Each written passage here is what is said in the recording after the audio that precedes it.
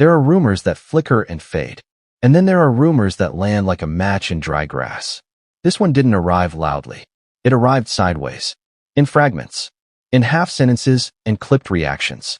And yet, within hours, people were saying the same thing with absolute certainty, as if something private, scientific, and final had just been exposed. Here's the problem. Nothing like that had actually been shown.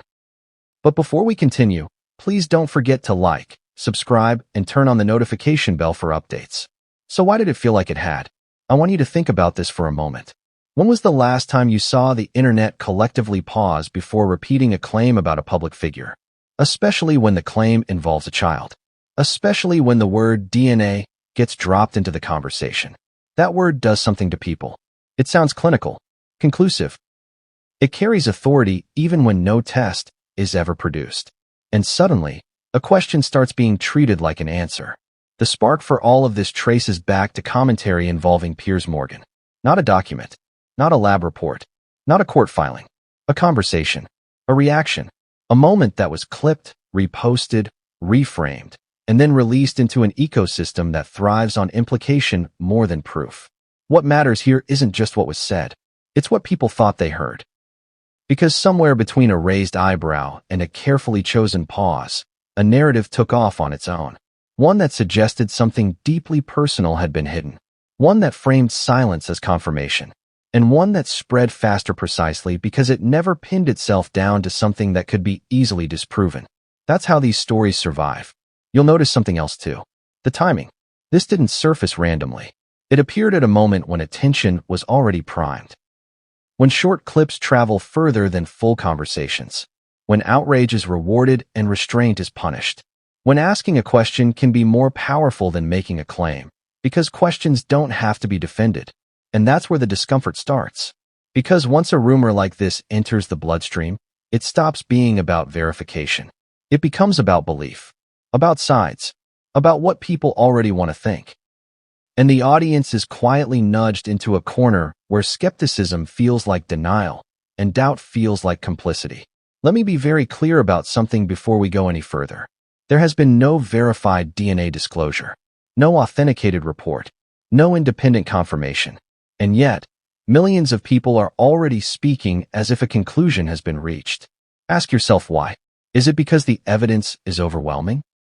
Or because the story fits too neatly into an existing narrative of betrayal, secrecy, and exposure? That distinction matters. Because this isn't just about one clip or one commentator. It's about how quickly we allow implication to replace investigation.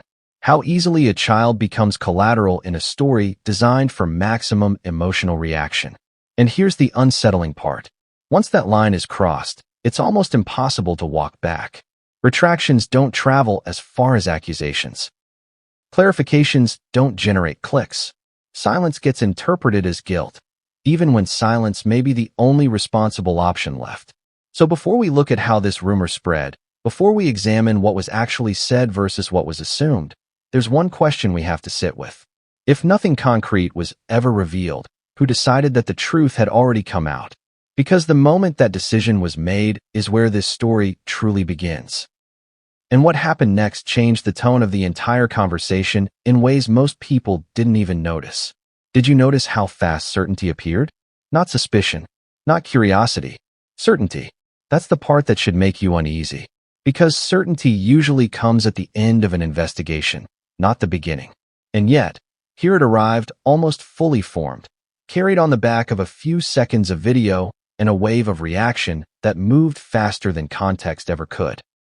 The moment people point to is deceptively small. A segment, a reaction, a pause that lingered just long enough to be interpreted.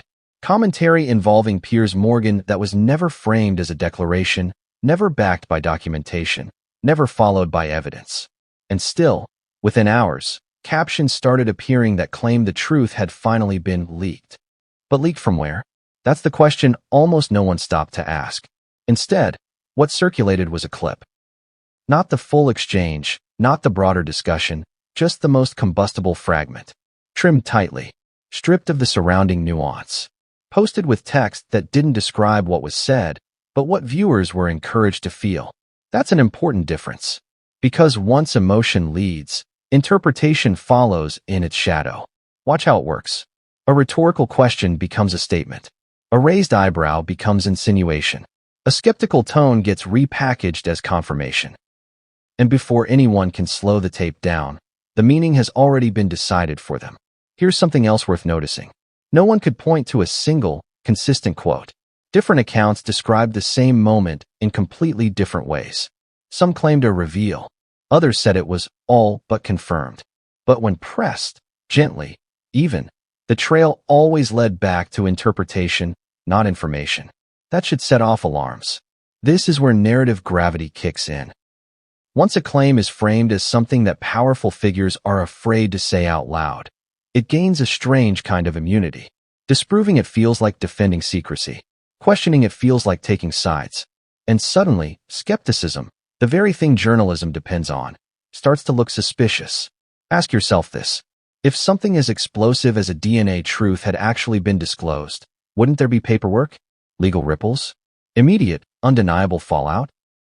Why does this story exist almost entirely in captions, reaction videos, and secondhand outrage? The answer isn't flattering. It suggests that the clip itself wasn't the point. The reaction was. Short-form media thrives on this exact formula. You don't need proof if you have implication. You don't need verification if you have virality. And you certainly don't need to slow down when the algorithm is rewarding speed over accuracy. But here's where the tension tightens. Because once that clip escaped into the wild, it stopped belonging to the people who originally discussed it. It became raw material, remixed, reframed, amplified by accounts that benefit from pushing the most extreme interpretation possible, because that's what spreads. And in the middle of all of it, the line between question and accusation quietly disappeared. What came next wasn't louder. It was subtler and far more dangerous. Because the next phase of this story didn't rely on what was said at all. It relied on what people wanted to believe was being hidden. And that's where things truly began to spiral. Why do some stories explode even when they're built on air? It's not just the initial spark. It's what we do with it afterward. And in this case, we, meaning the media ecosystem, the social web, the commentary class, did what we always do. We turned ambiguity into momentum. Let's be honest. Most people didn't even see the original clip. They saw a reaction to the clip, then a reaction to that reaction. By the time the actual footage reached them, if it ever did, they were already primed to interpret it a certain way. Their brains had filled in the blanks before the words even landed. This is the architecture of modern misinformation. And no, I don't mean conspiracy in the traditional sense, shadowy figures in basements writing master plans. I mean something much looser and more dangerous. It begins when someone posts a screenshot. No source, no link, just a black square with white text and an outrageous quote.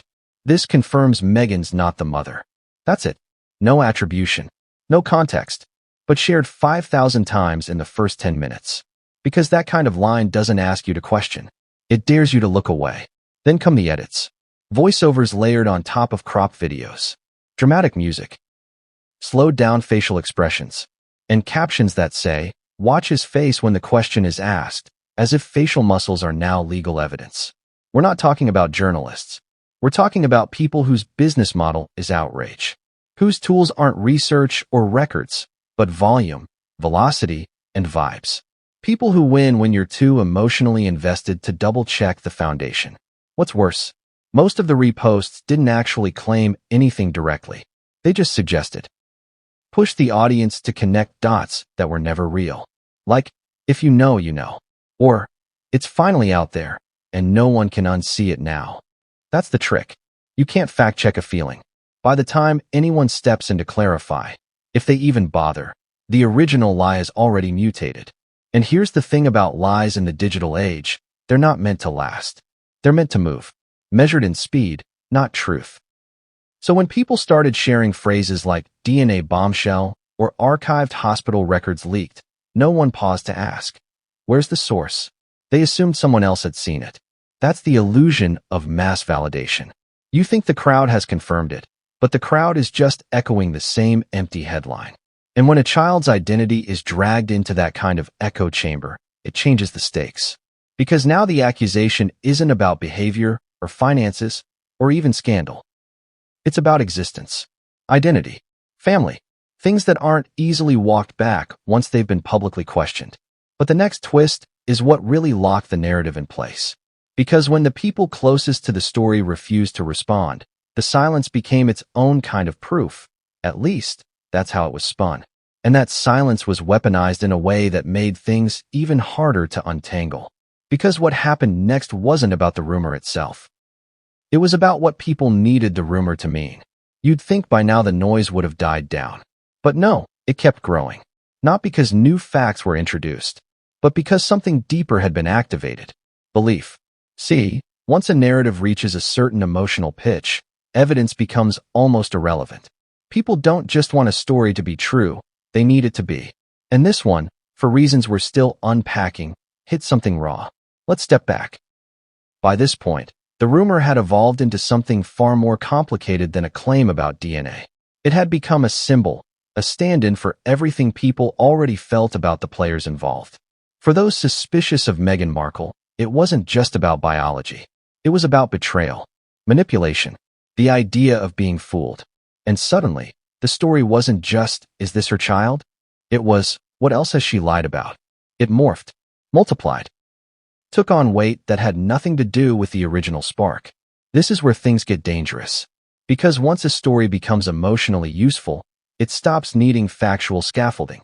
It becomes self-sustaining. And any attempt to question it is interpreted as denial, or worse, complicity. And in the middle of all that, something subtle and incredibly strategic began to happen. Influencers, micro-commentators, monetized accounts. They didn't push the rumor directly. They just left the door open. Phrases like, you can't make this stuff up, or if true, this would explain a lot. They know what they're doing. That kind of language sidesteps legal risk while inviting emotional investment. It's a wink, an invitation, and it spreads like wildfire. Meanwhile, the silence from the center, the palace, the Sussexes, the people actually in a position to comment, was taken as confirmation. But let's pause there. Shouldn't silence be neutral? In any reasonable system, wouldn't no response just mean no response? But that's not how the public reads it anymore.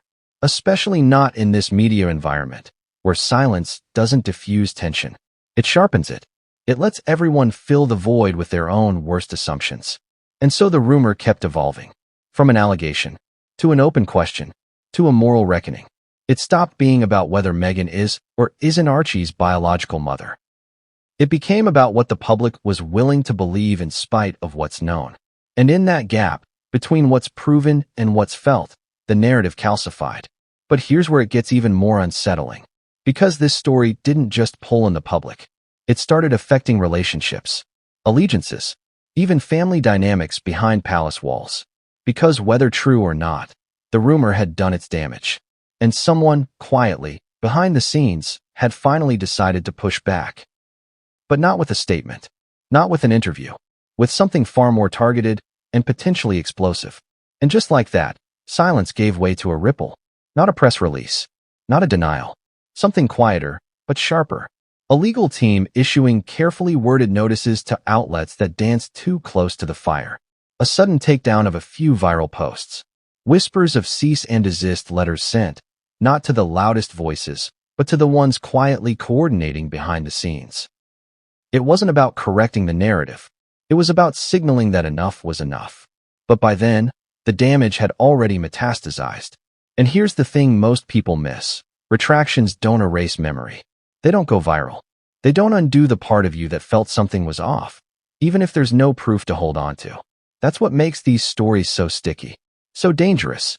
They leave behind a kind of emotional residue, a discomfort that lingers long after the facts are clarified. So where does that leave us? With a question that still doesn't have a satisfying answer. Not because the truth can't be known, but because the public might not care either way anymore. We've created an environment where uncertainty is more valuable than resolution, where rumors don't have to land. They just have to float long enough to be believed. Ask yourself honestly, if tomorrow a DNA document surfaced proving without a doubt that Meghan Markle is Archie's biological mother, would it even matter to the people who've already decided otherwise? And that's the hardest truth here. It's not about Meghan, or Piers, or Archie. It's about what we've turned truth into. A game of impressions. a contest of clicks, a story that rewards implication, ambiguity, and repetition over confirmation. We live in a world where facts are forced to compete with feelings. And most days, feelings win. So what do you do with that? Maybe start by paying attention to the space between what's said and what's sold, between what you think you know and what you've only been nudged to believe. Because this story, it was never really about DNA. It was about us. And that's what should scare you most. If you found this breakdown helpful, if you value long-form, evidence-focused journalism that digs deeper instead of screaming louder, subscribe, comment, share this video. Let's push back against the storm with something stronger than noise. Because someone has to.